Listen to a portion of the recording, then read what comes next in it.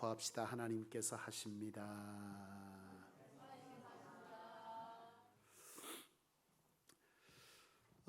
오늘은 주님을 닮아가기 위한, 제자 되기 위해서 예수님을 닮아가야 할 텐데, 오늘은 13번째 말씀, 사건을 보고 어떻게 해석하셨는가 주님은, 해석하기에 관하여서 함께 말씀으로 은혜를 받기를 원합니다.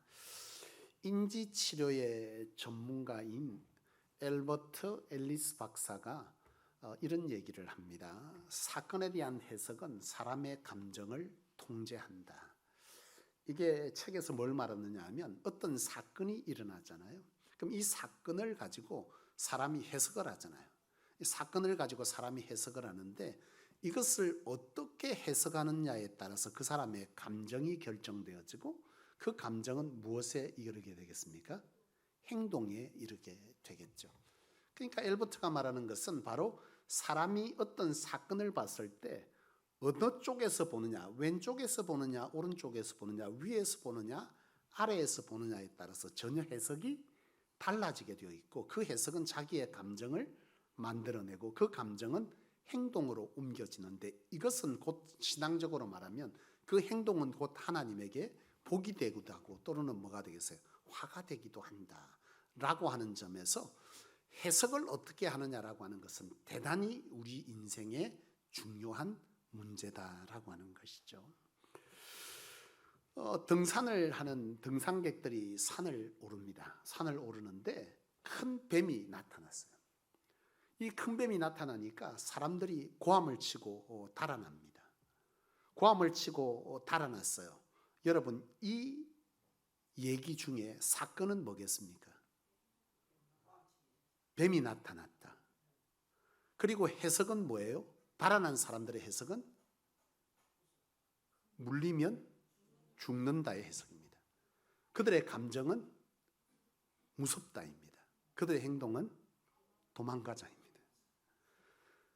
똑같은 상황입니다. 산을 오르는데요, 큰 뱀이 나타났습니다. 그런데 이 뱀을 보고 달려드는 사람이 있습니다. 그 사람은 어떤 사람이냐? 그 사람은 뱀을 잡으러 다니는 사람입니다. 그 사람은 뱀을 봤습니다. 사건입니다. 이 사람이 뱀을 보고 한 해석은 뭐예요? 돈이 된다입니다. 그죠? 감정은 뭐예요? 여러분, 돈을 주우러 왔어요. 돈을 만났어. 어때요? 감정이? 즐겁다입니다. 행동은 잡는다입니다. 같은 상황인데요, 어떻게 해석을 하느냐에 따라서 감정도 행동이 전혀 달라질 수 있다라는 것을 말하는 거죠. 정치가 꾸민 아들이 있어요.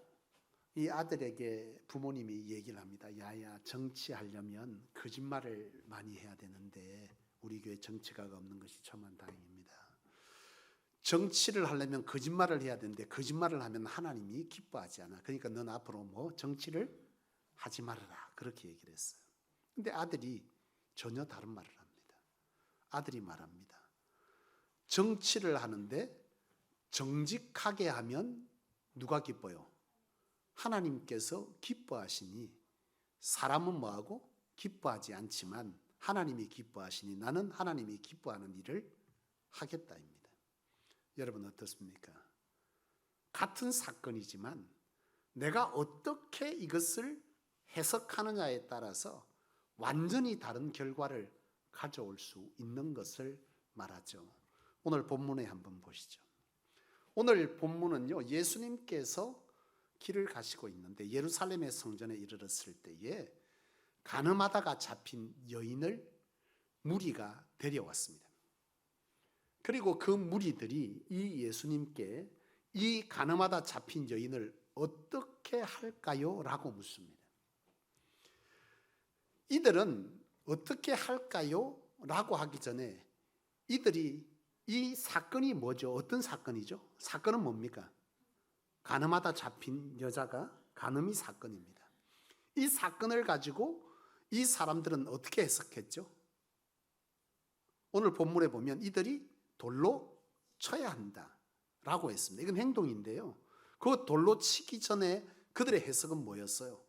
모세의 율법에 가늠하다 잡힌 여자는 뭐해라? 돌로 치라고 했다. 이것이 그들의 해석입니다. 그들의 감정은 뭐예요? 죽이고 싶어. 죽여야 돼. 감정이 뭡니까? 비난의 감정과 분노, 증오, 이런 감정들이 솟았어요. 그들의 행동은 돌로 치자입니다. 자, 예수님은 이 사건을 어떻게 해석하셨을까요? 예수님은 이 똑같이 사건은 뭐죠? 간음하다 잡힌 여인, 바로 간음이 사건입니다. 예수님은 이 사건을 어떻게 해석했습니까? 율법으로 해석했습니까? 안 했습니까? 율법으로 해석했습니다. 같습니다. 사람들이 돌로 치고자 했던 사람들은 이 율법을 뭘로 이해한 거죠? 어떻게 해석한 겁니까? 율법의 근본적 목적을 이들은 뭘로 본 거예요? 정죄, 이걸로 본 거예요. 예수님은 이 율법을 어떻게 해석을 했느냐? 율법은 무엇을 위해서 주어졌느냐라고 할 때 이 이스라엘 사람들은 통제라고 하는 것으로 이 율법을 해석했어요. 근데 예수님은 이 율법을 뭘로 해석했느냐? 우리가 하나님 앞에 죄를 들여다보는 거울로 해석한 거예요. 몽학선생 이렇게 표현하기도 하는데 율법을 바로 우리를 어디에? 하나님의 뜻 가운데 바르게 인도해 가는 역할을 하는 것이 바로 이 율법 말씀이다. 이 말씀은 곧 우리가 얼마나 죄된 자인지, 그리고 하나님께 얼마나 우리가 부족한 인간인지, 그래서 하나님께 우리는 회개하여 하나님의 도움을 따라 살아가야 되는 자라고 하는 것을 깨닫게 하는 목적이 바로 율법인 거죠. 그러니까 이스라엘 사람들은 이 율법을 뭘로 본 거예요? 통제의 관점으로 해석을 했지만 예수님은 이 율법을 뭘로 본 거예요? 그 뒤에 보면 예수님께서 뭐라고 말씀하시죠? 죄 있는 자가 돌로 치라, 이렇게 행동을 유발했습니다. 이 율법을 뭘로 받느냐? 이 율법은 너희는 통제로 받지만 하나님께서 이 율법을 주신 목적은 우리의 죄를 말하는 거예요. 너희의 모습이 어떤 모습인지를 이 말씀을 통해서 들여다봐라. 이것이 율법을 준 목적이고, 이 율법은 곧 정죄가 아니라 살림이 목적이라는 거예요. 살림이. 그래서 예수님은 그렇게 말씀하신 거예요. 너희가 율법을 봤냐? 너는 통제로 봤냐? 근데 나는 율법을 볼 때 하나님께서 뭐 때문에 줬다는 거예요? 우리가 얼마나 연약한 인간인지, 다시 말하면 너희가 이 율법 안에서 너희 또한 죄인이냐 아니냐를 너희 율법을 통해서 보았느냐, 이 얘기를 하시는 거예요. 그래서 예수님은 뭐라는 게, 어떤 감정을 가진 거예요? 이 죄지은 여인에게 어떤 감정을 가졌어요? 측은한 감정을 가졌어요. 너무나 약한, 율법을 통해서 보면 너희 모두는 다 뭐라는 거예요? 죄인이다. 측은한 감정으로 보니까 예수님께서 마지막에 하신 말씀은 뭐라고 말하는 거예요? 죄 없는 자가 돌로 치라, 그렇게 말씀하시는 거죠. 그 말을 들은 이스라엘 사람들, 돌로 칠 수 있는 사람이 있었습니까? 율법을 통해서 자신을 들여다봤더니 자신도 똑같은 죄인이더라는 거예요. 죄의 모양만 다를 뿐이지 다르지 않더라는 거예요.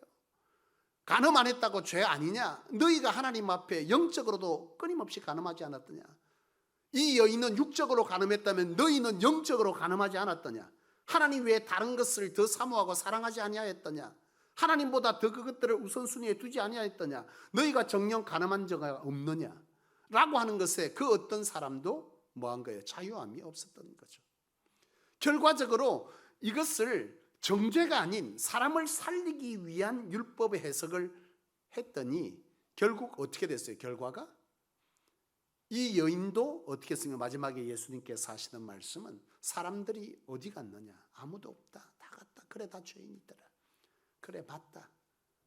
모든 사람은 죄인이다. 너 또한 깨달았느냐? 나도 너를 뭐하지 아니하겠다? 정죄하지 아니하겠다. 이 여인에게 회개를 일으켰고 모든 사람에게 회개를 일으켰습니다. 이것이 바로 우리가 주님을 통해서 배워야 될 사건에 대한 해석입니다. 모두를 하나님 앞에 회개함으로 이끌어서 사람을 살리는 방법, 이것이 진정한 주님을 닮은 해석함의 비결이죠. 양자아들이 있습니다. 이 아들을 여러분 어릴 때 데려와서 키웠는데요, 이 아들이 커가면서 자기가 친아들이 아니라는 것을 알게 됐어요. 친아들이 아니라는 사실을 알게 되니까 이 아들은 어느 날 부모 몰래 자기 친부모를 찾기 시작하는 거예요. 자, 여러분. 이 아들을 평생 키웠던 이 양부모의 마음은 어떤 마음이 들죠? 배신감이죠. 배신감. 네. 배신감이 드는 거예요. 근데 여러분, 이걸 여러분 주님을 닮은 마음으로 해석해 봅시다. 이 아이가 이렇게 하는 것은 무슨 이유일까요? 네? 자, 여러분, 이런 해석은 여러분의 관점에서 보는 것이 아니라 이 아이의 관점에서 해석해야 합니다. 이 아이가 자라면서 어떤 마음이 들었을까요? 안 버려져 봐서 몰라요? 왜 나를 버렸을까? 이게 이 아이가 자라면서 가지는 마음입니다. 왜 나는 버림받는 아이로 태어났을까? 버림받는 이유가 뭐예요? 왜 버려요? 소중한 거 버립니까? 아니죠. 그러니까 자기가 자기를 볼 때 나는 우리 부모가 나를 버릴 만한 가치 없는 존재였을까? 정말 내가 그 부모에게 버릴 수밖에 없는 것이 아니라 내가 그만큼 그 어떤 것보다 그 엄마에게 아빠에게 나는 그만큼 사랑받을 만한 존재가 아니었나? 이런 생각을 가지는 거죠. 이 아이가 자라가면서 그 부모를 양부모를 보면서 감사한 마음이 있겠어요? 없겠어요? 없어요? 감사하지. 감사한 거야. 감사한데 내가 뭐라고 우리 부모도 버린 나를 이 양부모가 나를 키워줬네. 감사하죠. 그거 모르면 사람 아니지. 감사한데 그래서 내가 더 내 인생을 잘 살아봐야겠다 생각하는 거죠. 근데 그 마음 한켠에 늘 짓누르는 게 있어. 뭐예요? 내가 버림받았다. 분노가 있죠. 그 부모에 대한 분노, 자기 자신에 대한 분노, 이런 분노가 늘 있는 거예요. 여러분, 사람을 사랑할 수 없는 이 분노의 마음은 자기 자신을 세상 속에서 괜찮은 사람으로 살게 할 수 있을까요? 없죠. 사람이 사람을 볼 때 귀하게 볼 수 있는 마음을 가진 사람이 진짜 그 사람이 뭐 하는 거예요? 사람들 속에서 가치 있는 사람입니다. 사람을 해하는 사람이 아닌 다른 사람의 삶을 가치 있게 만들어 줄 수 있는 사람, 그 사람이 진짜 훌륭한 사람이죠. 자기 자신만 즐겁게 자기 자신을 위해서만 살아가는, 소비하는 그런 인생은 가치 있는 인생이라 보기 어렵죠. 성경적 관점에서 볼 때요. 다른 사람을 이롭게 하기 위해서 내가 살아가는 사람, 내 삶을 그렇게 사용할 줄 아는 사람, 그래서 그 힘듦이 다른 사람을 이롭게 하고 다른 사람을 더욱더 가치 있는 인생을 살아가도록 하기 위해서 내가 수고하고 있다면 이 수고는 가치 있는 수고죠. 그렇지 않습니까? 이런 사람으로 살아가려고 할 때, 이 사람을 가치 있는 인생으로 만들어주고자 할 때 가치를 부여하는 내 스스로가 나를 볼 때 가치 있게 여기지 못하는 자가 그 사람을 사랑할 수 있겠는가? 그 사람을 가치 있게 만들 수 있겠는가라고 본다면 결코 그럴 수 없다는 거죠. 이 부모가 이 관점으로 이 아이를 바라볼 수 있다면 이 아이가 부모를 찾는 이유는 뭐예요? 용서하기 위함이겠죠. 자기가 살려고 자기 안에 응어러진 뭉쳐져 평생 내 안에 뭉그러져 있던, 그래서 부모를 찾았을 때 왜 버렸냐고. 근데 이러이런 이유 때문에 내가 너를 여전히 뭐 한다는 거야? 사랑했다. 이 말 한마디가 듣고 싶은 거예요. 이 아이는 자기를 더 가치 있는 인생으로 만들어가서 자기를 길러준 부모에게 뭐 하고 싶은 거예요? 보답하고 싶은 마음이 있었던 거예요. 자, 여러분, 해석하기에 따라 다릅니다. 실컷 키워놨더니 머리 검은 짐승은 거두는 게 아니야. 그죠?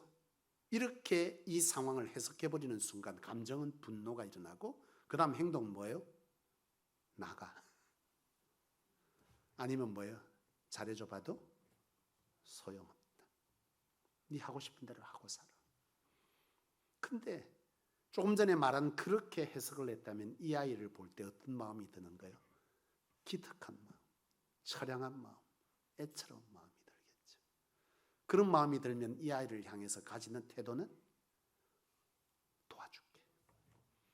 너 부모 찾는 거 내가 도와줄게. 너 잘 해낼 수 있을 거야. 너 진짜 가치 있는 아이야. 여러분, 아이도 살리고 부모도 살리고 자기도 살리는 거. 이게 바로 주님을 닮은 해석하기입니다. 교회 사역을 하다 보면요, 문제가 발생합니까, 안 합니까? 문제가 발생하죠. 사람 사는 것에 문제가 발생 안 할 수가 없어요. 문제가 발생할 때에 이 문제는 사건이죠. 이 사건 다음에 뭐가 나타나요? 해석이 나타나죠. 해석이 감정을 만드니까. 자, 해석을 합니다. 어떻게 해석해야 하죠?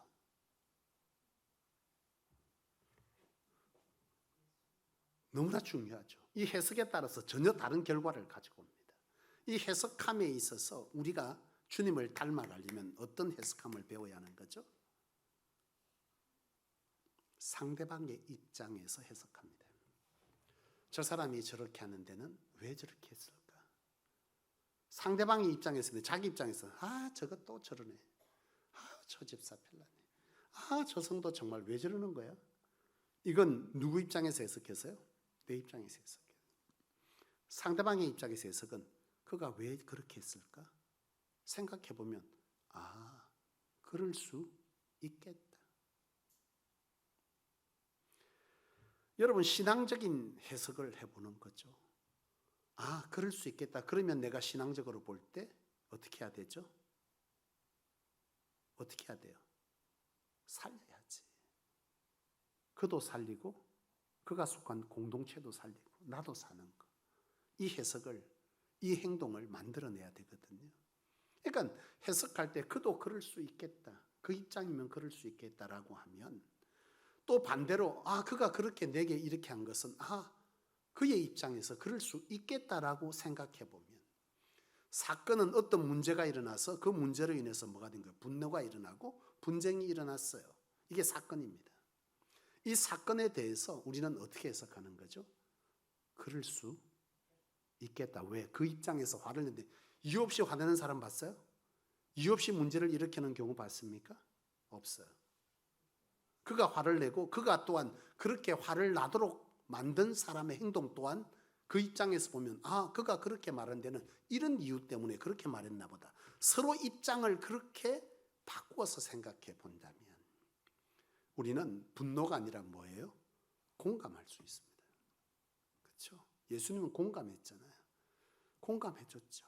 그리고 그를 어떻게 봤어요? 정죄의 관점으로 봤습니까? 아니면 뭔 관점으로요? 살리는 관점으로 봤습니까? 살리는 관점으로 봤거든요. 그러면 어떻게 해요? 우리 입장이 아니라 그의 입장에서 보면 그럴 수 있었겠네요. 그래서 그랬군요. 뭐예요? 이게 바로 해석에 대한 행동이죠. 그의 분노가 뭐 되는 거예요? 공감. 그럴 수 있겠다. 화가 날 수 있었겠구나. 미안합니다. 내가 미처 거기까지 생각하지 못했습니다. 또는 그래서 그렇게 했군요. 여러분, 이것이 진정 공동체를 또 우리 모두를 뭐 하는 거예요? 살리는 길입니다. 하나님의 교회 안에 바로 이와 같은 여러분 이런 일들이 생겨날 때 우리에게는 어떤 마음이 들겠어요? 고마운 마음이 드는 거죠. 그가 그런 데는 그렇게 했구나. 가서 그랬습니까? 그렇게 해서 그랬군요. 하고선 뭐 하게 되는 거예요? 이해가 되어지고 공감되어지면 그를 돕는 사람이 되죠. 돕게 되면 그곳에는 뭐가 있어요? 교회 사역의 결과는 부흥입니다. 여러분, 부흥은 곧 여러분들에게 뭐죠? 축복입니다.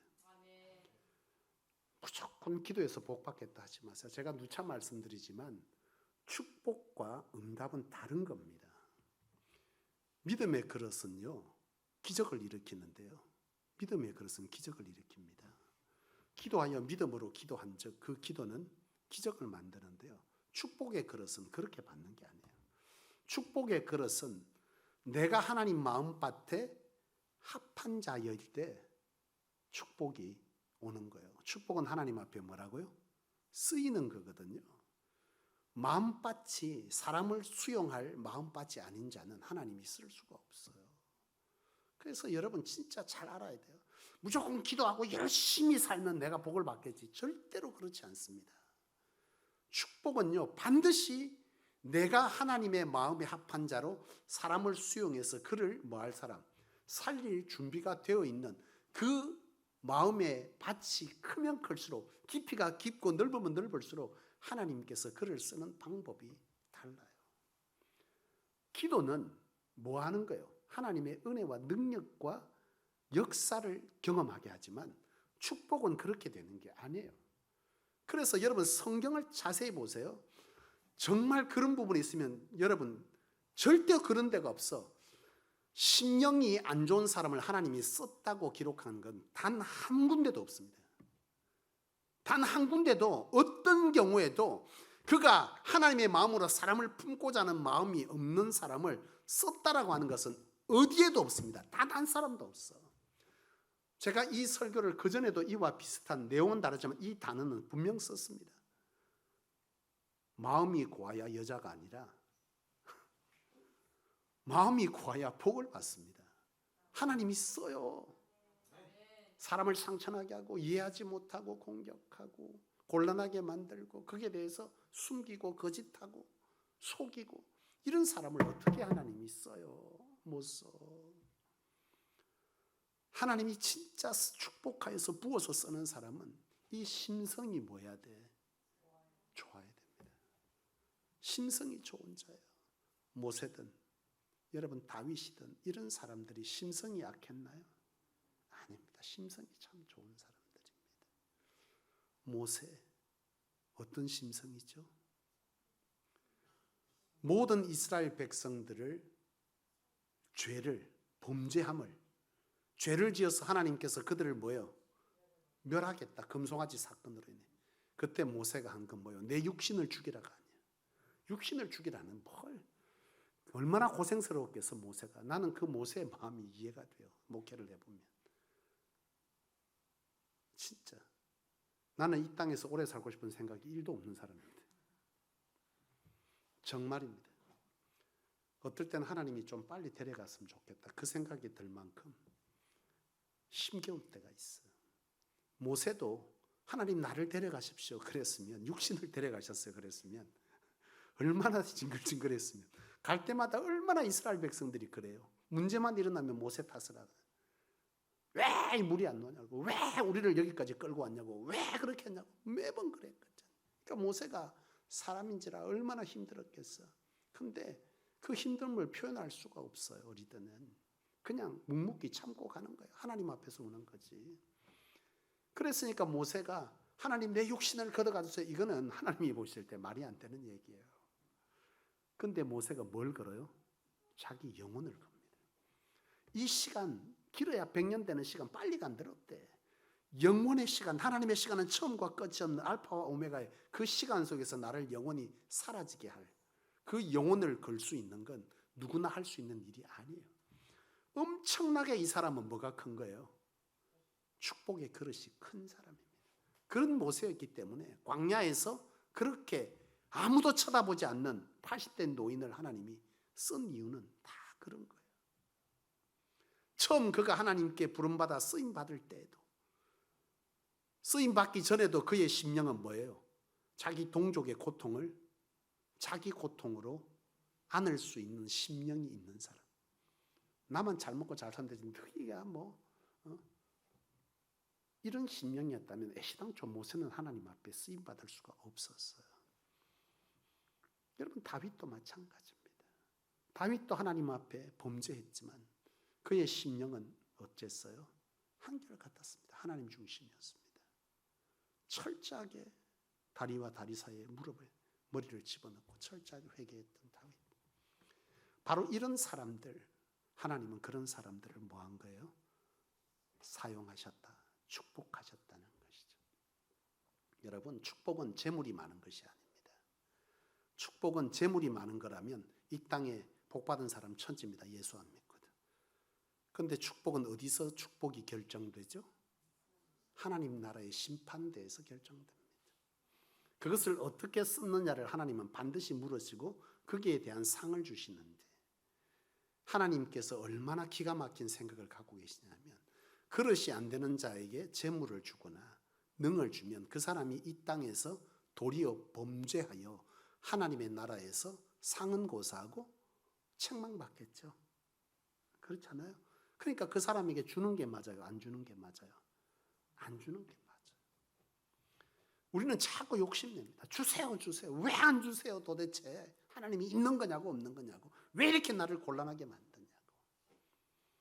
아니죠. 여러분, 분명 우리에게는 바로 이러한 생명 살림, 하나님의 공동체 살림, 사랑을 품을 만한 이런 우리 안에 해석함의 지혜가, 해석함의 심령이 있을 때에 우리의 마음의 행위는 하나님이 보실 때에 우리의 축복의 그릇은 점점 뭐 하는 거예요? 커져만 가는 것입니다. 잘 기억하십시오. 열심히 산다고 인생이 되는 것이 아닙니다. 무조건 교회에서 헌신만 열심히 한다고 되는 것도 아니에요. 하나님의 심령을 읽어내지 못한 헌신은 도리어 하나님을 근심케 합니다. 여러분, 진정한 헌신은 뭐예요? 생명 살림입니다. 교회를 부흥케 하는 일입니다. 그 해석과 그런 어떤 감정과 그런 행동이 하나님이 보실 때 깊고 큰 사람을 하나님은 기뻐하시고 그런 사람을 쓰시죠. 그렇습니다. 여러분, 교회 안에는 가끔 문제가 일어나면 칠이라고 하는 제도가 있습니다. 칠이가 뭐예요? 예? 그 전에 우리 교회 가운데 한 작년도였죠? 10년 동안 한 번도 없던 일을 제가 작년도 심하게 겪었는데요. 한 성도가 제게 와서 요청을 하더니 나중에는 항의를 했습니다. 칠이해달라고 빨리. 그 칠이의 이유가 뭐냐고 물었더니 한 분이 거짓말을 했다는 거예요. 근데 그 거짓말이 과연 거짓말이냐라고 하는 진실은 이미 내가 알고 있었거든요. 하도 기가 차서 누구 집사님은 하나님 앞에서 거짓말한 적이 없습니까? 없대요. 그게 거짓말이에요. 여러분, 거짓말 안 하고 사는 사람이 있습니까? 말도 안 하는 얘기를 하는 거죠. 그리고 치리를 해달래. 그래서 치리? 그럼요. 필요하면 치리해야지. 근데 치리의 궁극적 목적을 몰라요, 이분이. 여러분, 치리는 그 사람에게 자격을 박탈하는 목적입니까? 내쫓기 위해서 하는 게 치리입니까? 아닙니다. 치리는 살림입니다. 그가 하는 직을 잠시 내려놓게 하고 하나님 앞에 조용히 나아가서 자신을 돌아보게 한 후에 하나님께 회개하고 다시금 제 심령을 회복하여서 다시 그 자리에 와서 더 잘하도록 하기 위해서 하는 게 치리입니다. 근데 뭐라고 하냐? 자격을 박탈시키고 교회에서 내보내야 됩니다. 교회 어디에도 그런 치리 제도는 없어요. 없습니다. 여러분, 모든 것의 사건에는 무엇이 가장 중요합니까? 주님의 마음으로 해석하기입니다. 그것이 우리 교회 안에 반드시 있어져야 합니다. 그것이 여러분들이 진짜 복받은 길입니다. 혼자서 복받겠다고 오만수 다 써봐도요, 꼬이기만 하는 게 여러분들의 인생일 겁니다. 하나님은 분명 에스겔서를 통해서 성전 문지방에서 물이 흘러서 죽은 자를 살리고 무너진 것을 깨우고 회복한다 그랬어요. 하나님의 전을 통해서 합니다. 하나님의 전과 여러분의 인생이 상관없이 복을 받는다. 그건 여러분 성경적이지 않는 겁니다. 반드시 성전이 잘 되어질 때. 그러면 잘된 교회 가면 되겠네. 그건 여러분이 선택할 수 있는 게 아니에요. 그건 마트가 아닙니다. 신앙생활은 마트처럼 하는 게 아니에요. 하나님께서 흘러 어느 순간에 왔는데 그 가는 곳도 하나님의 뜻이 있어 보냈지만 그가 깨닫지 못해 그 길을 거쳐온 거예요. 거쳐왔는데 어느 순간 그걸 하나님께서 나에게 깨닫게 하시면 아멘으로 믿고 받아들여야 되는 거죠. 그게 그런 교회가 있다고 여러분이 신앙하다 보면 거기가 여러분들이 평생 주신 교회고 그곳에서 하나님 주신 비전을 따라 살아가야 합니다. 아무리 말해도 귀 있는 자는 들을지어다입니다. 나는 선포자이지 여러분들을 설득하는 사람이 아닙니다. 저도 때가 되면 이 성전에서 모든 것을 내려놓고 이직을 내려놔야 될 때가 오겠지만은 여러분이 듣든 안 듣든 듣기 싫든 좋든 저는 바른 것을 선포할 것입니다. 그저 바라고 원하고 여러분들에게 권면 드리고 싶은 것은 진짜 여러분들의 인생이 하나님 안에서 진정 축복의 사람, 재물이 많은 사람 아닌 사람을 살리고 사람에게 선한 영향력을 끼치고 그것을 마음껏 하나님의 뜻대로 사용하기를 거부하지 않는 인생, 그런 인생을 꿈꾸고 그런 것을 위해서 여러분들의 심령을 다스리고 믿음을 집중시키고 헌신의 자리에서 스스로 그것들을 선택하는 해석을 여러분들이 해나갈 때 여러분들을 통해서 여러분들의 그 축복은 바로 3대 4대 1000대를 흘러서 성경적으로 여러분들의 가문이 복을 받는 그런 은혜가 있을 줄로 믿습니다. 말씀을 마치려고 합니다. 여러분, 진정한 축복은 무엇이 복일까요? 하나님께 쓰임인데요. 그 쓰임의 복은 언제 여러분들을 가장 즐겁게 할까요? 여러분 됩니까? 아닙니다. 희한합니다. 인생은요, 내가 행복할 때보다 자식이 행복할 때 더 인생은 행복한 거예요. 그래서 하나님은 뭐라는 거예요? 가문을 축복한다 그런 거예요. 너를 축복하는 것이 아니라 너와 너 가문을 축복한다 하신 것은 내가 쓰임도 복이지만 내 후손들이 하나님 앞에 쓰여지는 것을 볼 때에 우리는 진정한 우리의 인생의 마지막에 눈 감음이 하나님을 볼 때 감사와 감격으로 눈 감는 것입니다. 그런 축복이 우리 모든 성도님들에게 있게 되기를 주의 이름으로 축복합니다. 기도하겠습니다. 사랑하는 아버지 하나님, 하나님께서 때가 되매 제자되고 제자 삼으라는 명을 우리에게 허락하시고 감당할 만하여 우리에게 주셨는 거로 때를 따라 이처럼 오늘 이 저녁에는 13번째 주님을 닮아갈 해석하기에 대해서 말씀을 듣습니다.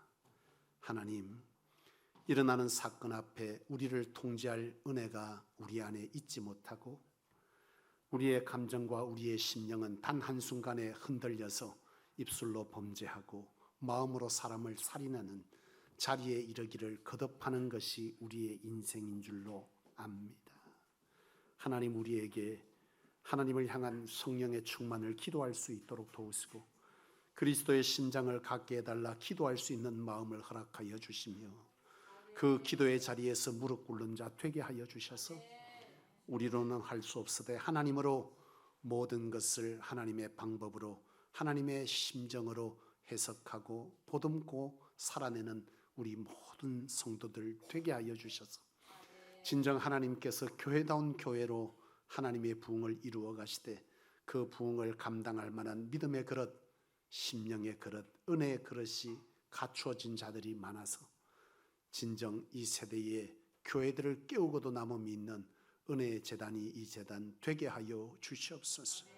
축복의 사람들이 이 재단을 통해 많이 일어나게 하여 주옵시고 저들의 후손을 통해서 진정 이것이 복이었음을 세대를 거쳐가며 이 재단 가운데 간증될 수 있도록 우리 하나님 축복하여 주시옵소서. 오늘도 주신 말씀과 하나님으로 받은 기도의 제목들과 하나님 안에서 경험하기를 원하는 하나님에 대한 하나님을 사모하는 기도들을 여호와께 올려드리기를 원하오니 우리의 마른 심령을 눈물로 적셔 주시고 우리의 완악한 마음을 하나님 거두게 하여 주옵시며 우리의 다친 입술을 성령으로 주장하여 주셔서 기도하는 은혜의 밤, 찬양하는 은혜의 밤이 되게 하여 주시옵소서. 감사드리옵고 주 예수님의 이름으로 간절히 기도하옵나이다. 아멘.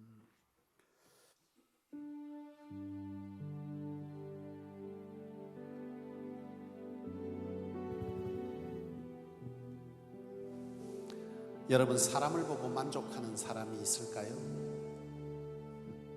하루아침에 만족시켰던 그 사람이 내게 등을 돌릴 때가 수도 없이 일어나는 것이 인생이었고, 그 인생은 우리가 눈 감는 순간까지 반복될 것입니다.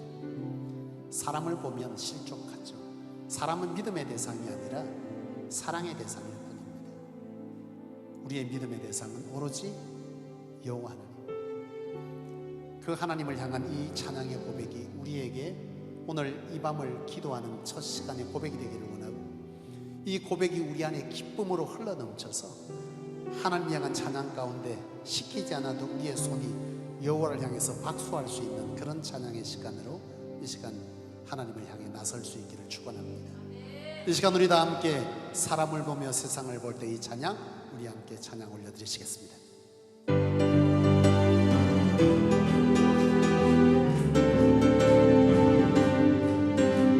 사람을 보며 세상을 볼 때 만족함이 없었네.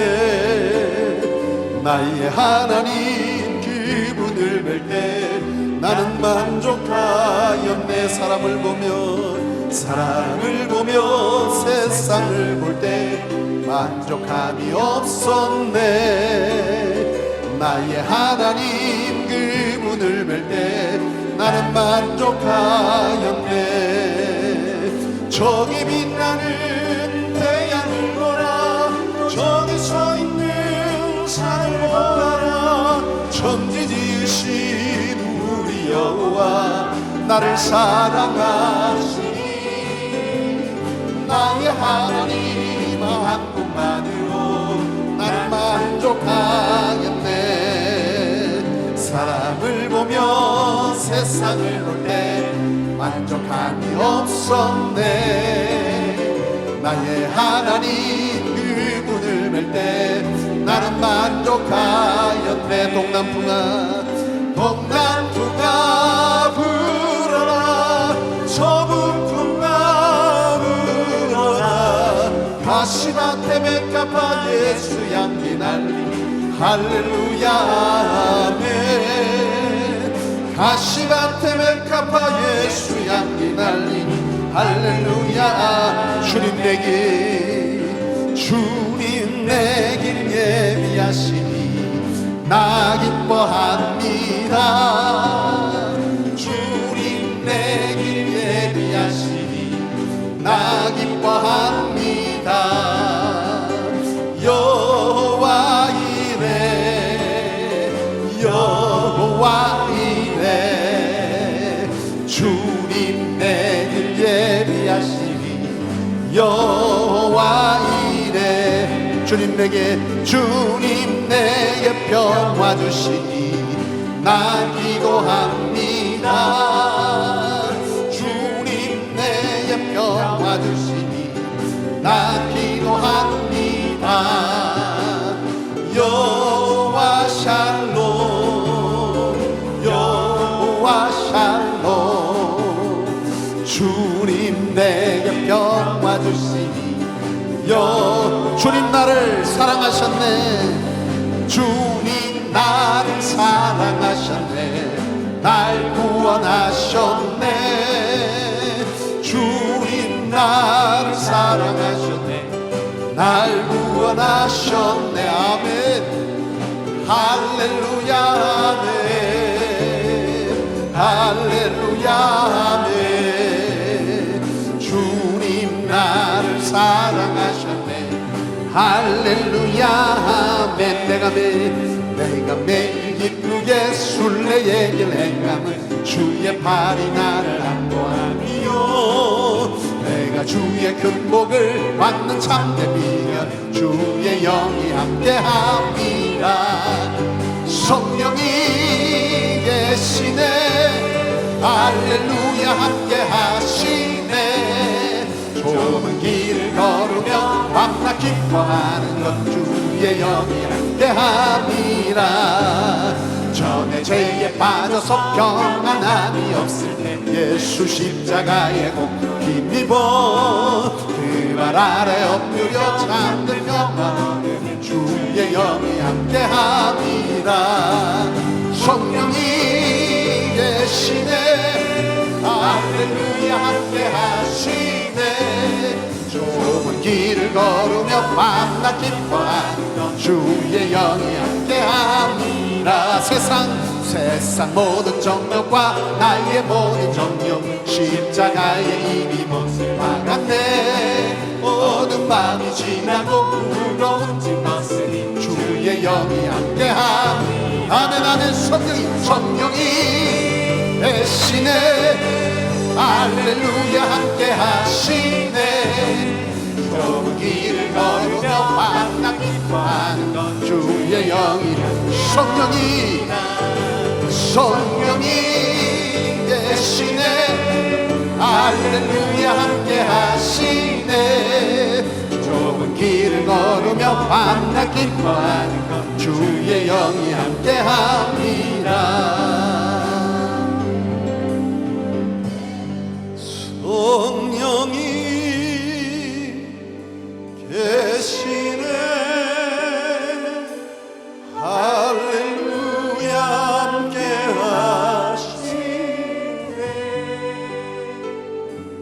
좋은 길을 걸으며 밤낮 기뻐하는 것 주의 영이 함께함이라.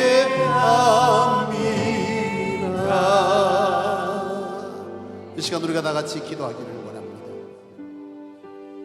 하나님 아버지, 사람을 보는, 세상을 보는 시선을 하나님께로 돌이킬 수 있는 은혜가 우리에게 임하여 지기를 원합니다.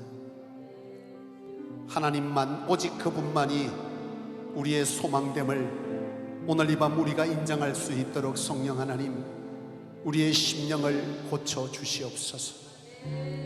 하나님을 향하여 믿음으로 기도할 수 있게 하여 주옵소서. 무너져버린 용기 잃은 우리의 심령에 샘솟는 소망을 허락하여 주셔서 용기 내어 여호와를 향하여 부르짖어 기도할 수 있는 이 밤이 되게 하여 주시옵소서. 우리의 연약을 도말하시고 성령이 우리를 주장하여 주시며 우리가 성령께 우리를 내어드려 성령이 우리로 하여금 이 세대를 향한 의인의 기도를 우리의 입술에 담아 주옵시고 이 교회의 부흥을 위한 바른 가치를 깨닫게 하여 주어 이 교회와 열방과 나라를 위해 선지자적 기도를 부르짖게 하여 주옵시고 우리의 삶의 문제와 자녀들의 문제와 이 성전 가운데 함께하는 지체들을 향한 기도에 그리스도의 심장으로 기도하여 응답받는 이 밤 되게 하여 달라고 이 시간 다 같이 우리의 심령 가운데 가장 진실된 부르짖음의 기도를 오늘 이 밤 먼저 올려드리며 하나님의 은혜의 인도를 따라 기도하는 이 밤이 되기를 원합니다. 이 시간 다 같이 주의 이름을 간절히 부르짖으며 다시 한번 주님께 여호와여 도와달라고, 그런 기도하게 해달라고, 그런 역사를 보게 해달라고, 성령여 나를 도와달라고 다 같이 기도하시겠습니다. 주여 주여 주여. 하나님 아버지, 여호와 하나님 아버지, 하나님의 전에서 여호와의 기도가 살아나게 하여 주옵소서. 하나님의 세상을 향해 아버지 하나님의 끊임없이 시선을 주는 우리의 마음을, 우리의 눈을 돌이켜 여호와의 전에 여호와를 향하여 돌이키게 도와주시옵소서. 우리의 찬양의 입술의 노래처럼 세상을 보고 사람을 보면 실망하고 실족할 수밖에 없었음에도 불구하고 여호와를 보지 못하는 우리의 무지와 우리의 믿음 없음을 여호와여 용서하여 주옵시고 여호와를 향하여 우리의 시선을 돌이키게 도와주옵시며 하나님 향하여 기도할 은혜가 오늘 이 밤에 우리 가운데 임하여져서 하나님 향하여 기도할 수 있는 은혜가 우리 가운데 나타나게 역사하여 주옵소서. 성령이 우리를 주장하여 주시기를 원합니다. 성령이 우리로 기도하게 하는 그 인도에 우리를 내어드리기를 원합니다. 하나님이여 우리 가운데 주의 영으로 임하여 우리로 기도하게 하여 주옵소서. 나라와 민족과 하나님이여 살아가는 지체를 향하여 기도할 마음을 우리 가운데 허락하여 주옵소서. 하나님이여 저들을 향하여 선지자적 기도가 우리 가운데 나타나게 하나님이 우리 가운데 성령의 충만함과 은혜의 역사를 허락하여 주옵소서. 이 재난이 진정 여호와의 신이 머무는 곳, 이 재난의 기도가 이 나라와 이 민족을 살리는 그런 기도가 될 수 있도록 우리 하나님 도와주시기를 원합니다. 하나님이 우리는 알 수 없으되 여호와로 인하여 알 수 있는 줄 믿사오니 여호와여 우리의 부르짖음과 우리의 바람에 응답하여 주시고 오늘 밤 하나님을 향한 기도가 우리 가운데 충만히 일어나게 하여 주옵소서. 우리의 기도조차도 하나님 앞에 드릴 때에 하나님이 하늘을 열어 우리의 기도에 응답하여 주사 하나님이 우리 앞에 하나님의 나타나심 하나님의 역사하심 우리의 소리를 듣고 응답하시니 오늘 이 밤에 충만히 나타나게 하여 주옵소서. 여호와를 만나게 하여 주옵소서. 여호와를 대면하게 하여 주옵소서. 지식의 신앙이 온전한 아버지 하나님이여 주의 신앙이 되게 체험의 신앙이 되게 우리 하나님 역사하여 주옵소서. 주여 주여 함께하여 주옵소서.